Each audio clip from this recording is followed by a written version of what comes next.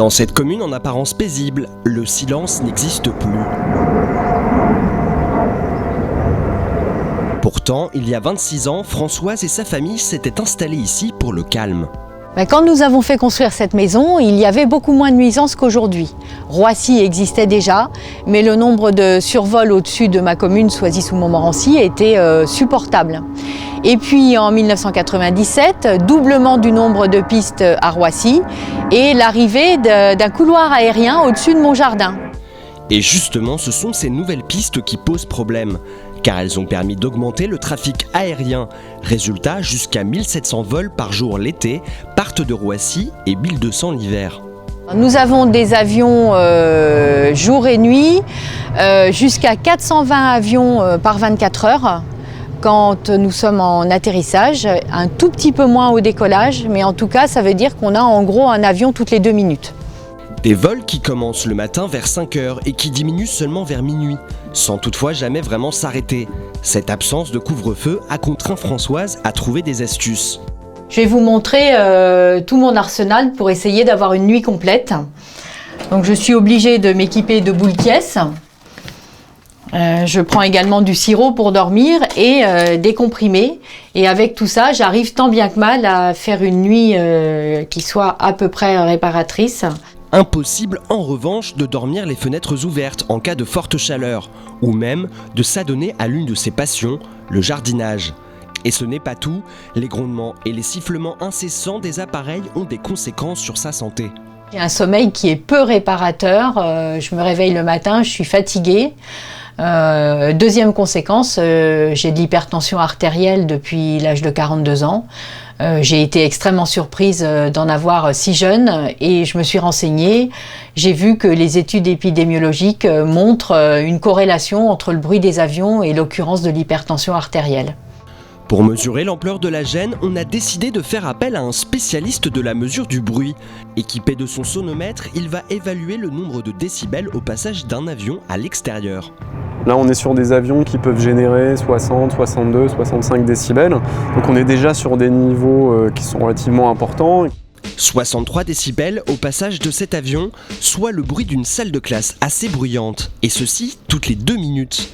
L'Organisation mondiale de la santé recommande de ne pas dépasser 45 décibels en moyenne sur une journée complète. Là, dans les secteurs dans lesquels on se trouve, donc on est à un peu plus de 15 km de l'aéroport, on est largement en dépassement de ces valeurs-là, puisqu'on est à peu près à 55 décibels sur la journée complète. Donc on est à 10 décibels au-dessus de la valeur recommandée par l'OMS. Il faut savoir que 10 décibels, en termes de ressenti, ça correspond, c'est comme si on ressentait le bruit 2 fois plus fort. Et Françoise est bien loin d'être la seule à subir les effets du bruit, car cette pollution sonore n'affecte pas que les habitants des grandes villes. C'est l'amer constat d'Yves et sa femme. Ils habitent un petit lotissement d'une 40aine de maisons près de Tours. Masqué par la végétation en été, voilà ce qui passe au bout de son jardin.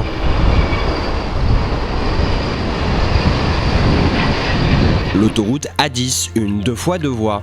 Et depuis 3 ans, la ligne à grande vitesse Paris-Bordeaux. Et l'arrivée de cette nouvelle ligne de train a grandement aggravé les nuisances. L'autoroute, avec le bruit, c'est quelque chose de continu, donc qui tourne dans votre tête tout le temps, incessamment, jour et nuit. Le train, lui, on a l'impression d'avoir un avion qui passe à réaction, quoi. Voilà.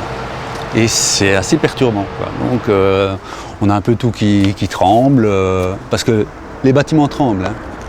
Donc là, ici, on en a un qui arrive. Justement.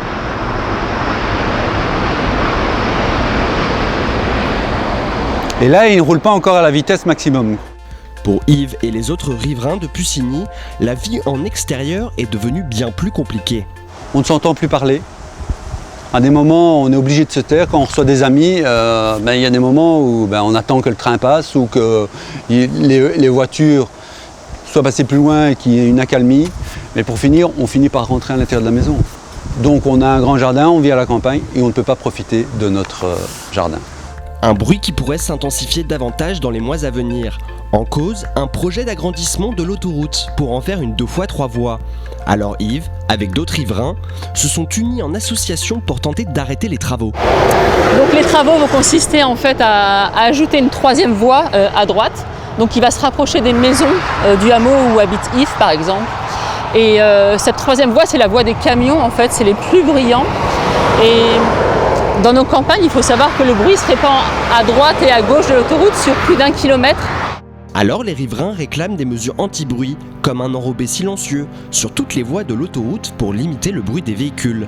Car le bruit ici, bien plus qu'une nuisance, met en danger la vie de certains habitants. Le bruit, ça a des conséquences avant tout sur le sommeil, sur le bien-être, sur les maladies cardiovasculaires, sur l'apprentissage. Ça a aussi des impacts sur la valeur immobilière des maisons. En fait, là, les maisons ont perdu 30% de leur valeur. On a des personnes qui sont en dépression, en fait, et qui peuvent même plus vendre leur maison. Le bruit est devenu une pollution qui commence sérieusement à inquiéter. En France, l'Agence de l'environnement estime que plus de 25 millions de personnes sont significativement affectées par le bruit des transports.